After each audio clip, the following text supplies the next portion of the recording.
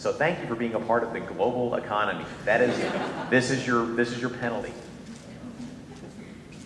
Yes, sir. I see you. Yes, sir. Oh, he's got actually the photographer himself has one actually.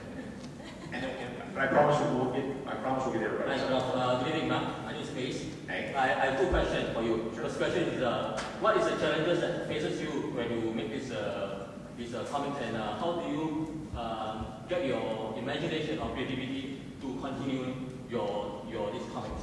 And my second question is, if this is your first time in Singapore, what is your experience or what is your thinking of Singapore? My experience in Singapore has been terrific so far. First off, I'm not in jail, and that cannot be overstated. Not yet. Not yet, but again, I got 12 hours. There were bets as to whether or not I could make it out of the airport without being caned. They were anti-parent. So it's been amazing.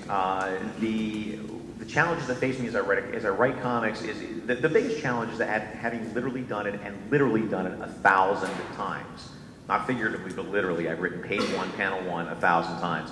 Is trying to come up with something that you've never seen before, because I feel like that's a critical and important part of every comic book, is making sure that the reader sees something, even if it's just a scene or a line of dialogue or a moment that they've never seen before. And it's daunting after a while, given that I've got 70 years of comics history behind me, and I've also read, way too many comics, so I always had that fighting for attention in my head.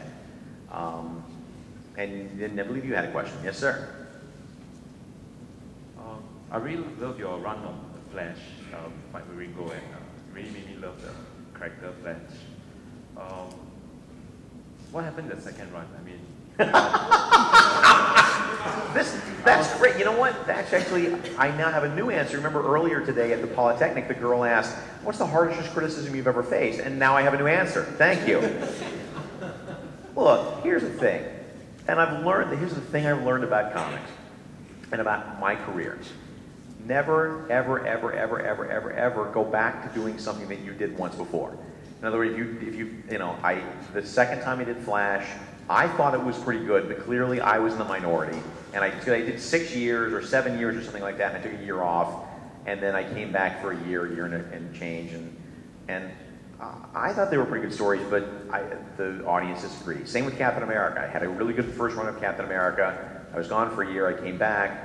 Nobody's happy with that. I came back and did a third run on Flash that everybody hated. So awesome.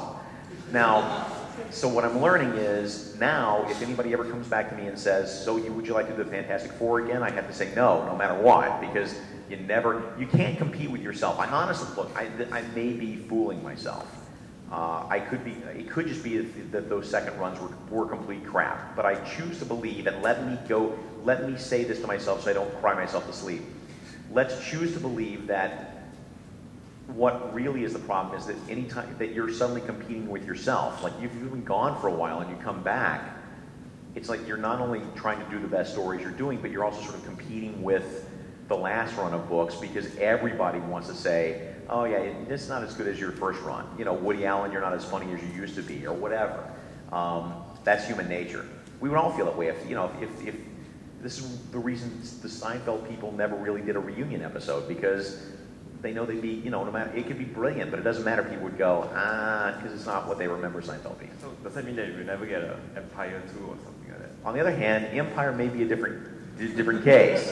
Now, I could be completely wrong, but I mean, Barry Kitson and I want to do another series of Empire at some point. It's just a matter of he and I are always at different companies at different times. But that may be a little different, because that wasn't a case of me leaving a series to go on to do something else. That was, or leave it in the hands of somebody else. That was a case of, we knew what the first arc of Empire was going to be, and we've always had ideas for what the second story, but we always knew there was going to be a second story. It might be different. On the other hand, it might suck. We don't know. So,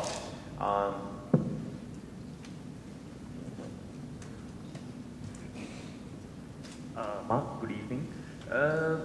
One question. I think this suddenly came to me after I heard what you replied to him.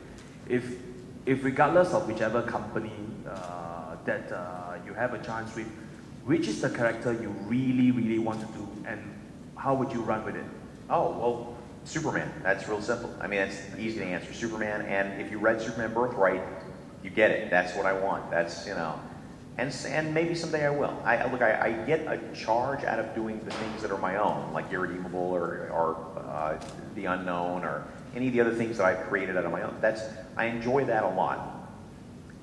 But I also will never stop having a soft spot in my heart for doing the characters that meant something to me growing up. When I was a kid, I liked Superman, but I didn't fall in love with Superman until, and I can tell you the exact date, it was January 26, 1979.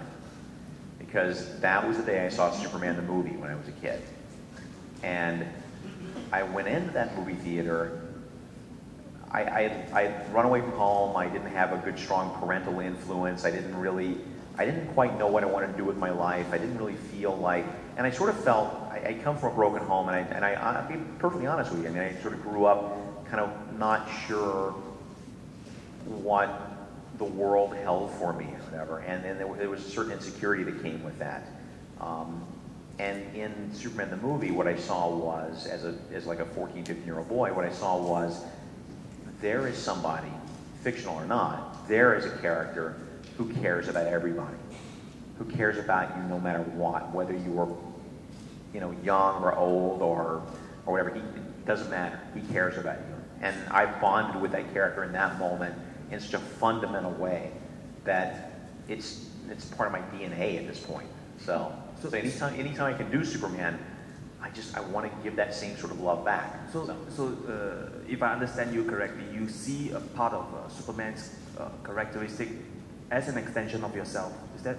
That's the only way you can ever write these characters in any way, is you have to find the part of them that you can anchor onto, the part that you can feel reflects you or reflects a part of you or a desire in you or something. And the hardest jobs I've ever had in comics, and probably the least successful ones, are the ones where I've taken a job because I thought it might be kind of cool to write this character or that character, and I haven't found the hook that is personal to me. I mean, this is why I will go to my grave not being able to write Wonder Woman. There's nothing wrong with Wonder Woman as a character, but I personally, I can't find the thing in there that I can relate to as I can with most of the other characters I'm fond of. And until I can find that moment of, oh, this is a shared emotion, or this is a shared background or something, I can't write that character. Yes, over here. You, sir. Yeah, since you mentioned the film, I had a question about the attempts to transition comic book characters over into film and why. What do you think about their attempts? How there's been some that are successful, none of them have just been appalling? There's no need to pick on the spirit that way. That's you